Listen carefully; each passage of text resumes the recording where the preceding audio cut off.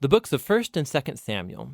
They're two separate books in our modern Bibles, but that division is due simply to scroll length. It was originally written as one coherent story. We're just going to cover the book of 1 Samuel in this video. So after Israel was rescued from slavery in Egypt, they made a covenant with God at Mount Sinai and eventually came into the Promised Land. And there, Israel was supposed to be faithful to God and obey the covenant commands. Before the book of Samuel, Judges showed how Israel failed at that task big time. It was a period of moral chaos, and it showed Israel's need for wise, faithful leaders. The book of Samuel provides an answer to that need. The book of Samuel's story focuses on three main characters: the prophet Samuel, where the book gets its name, and then King Saul, and after that, King David. And all three of them transitioned Israel from a group of tribes ruled by judges into a unified kingdom ruled by King David in Jerusalem. And the book of Samuel has a fascinating design that weaves the story of these three characters together in four main parts.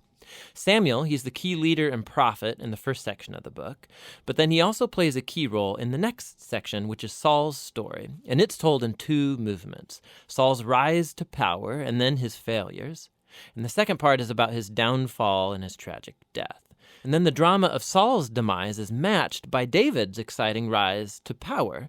And then David's story is told in two movements. First, he rides the wave of his success, followed by his own tragic failure and the slow self-destruction of his family and then his kingdom. The book concludes with an epilogue that reflects back over the whole story. So let's dive in and see how this all unfolds. Part 1 picks up from the chaos of the book of Judges, and we're introduced to a touching story about a woman named Hannah.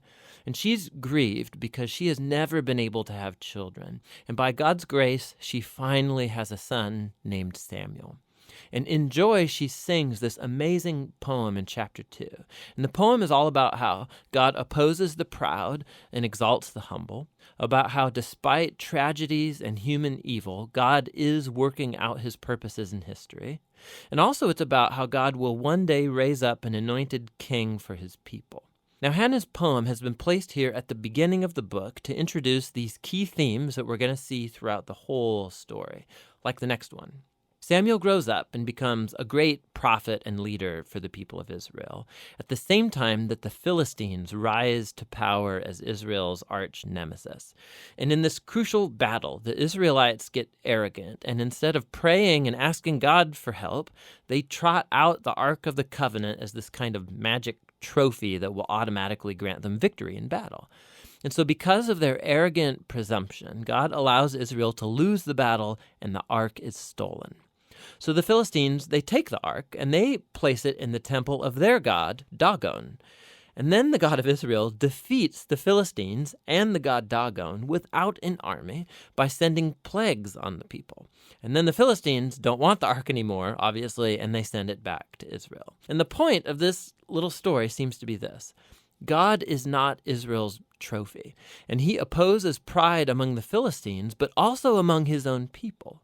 And so Israel needs to remain humble and obedient if they want to experience God's covenant blessing, which opens up into the next large section. The Israelites come to Samuel and they say, "Hey, we want a king like all the other nations have. Go find one for us."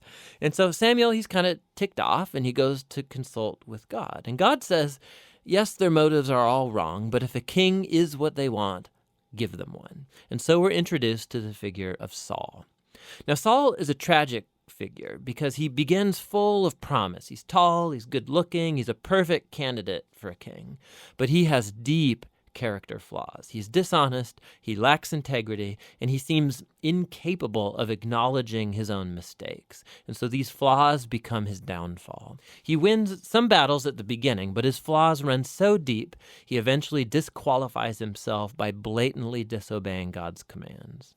And so the aging Samuel confronts Saul and Israel.